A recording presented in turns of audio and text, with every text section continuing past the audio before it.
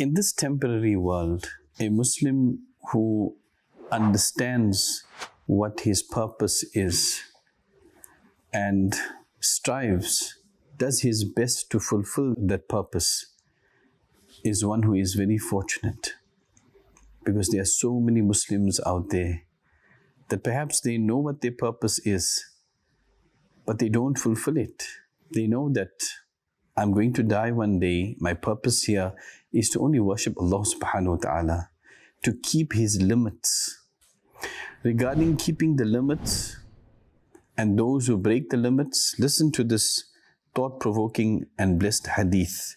Sayyiduna Nu'man bin Bashir radiyallahu ta'ala anhu has narrated that the beloved Rasul sallallahu alayhi wasallam has said, the example of those who adhere to the limits of Almighty Allah and those who violate them is like those who draw lots in a ship. Some of them received a place at the bottom of the ship and others on the top of the ship.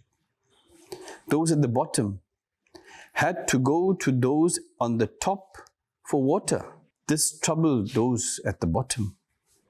A person from the bottom, from below, took an axe and was trying to make a hole in the bottom of the ship. Those from the top, they rushed and they asked him, "What is the matter with you?"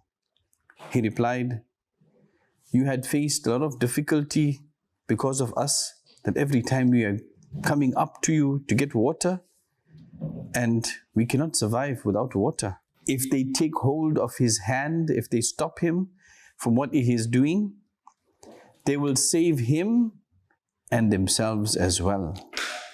But if they leave him, they will destroy him and themselves as well." Our deen teaches us, when you see a wrong, you try to stop it with your hands.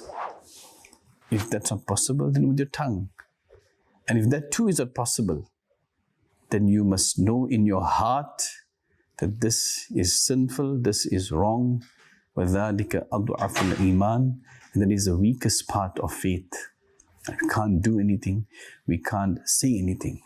But if it's within your ability, your power, your influence, then we must do and say something against sinful deeds and oppressions out there. Sallu ala al-Habib sallallahu ta'ala ala Muhammad sallallahu alayhi wa sallam.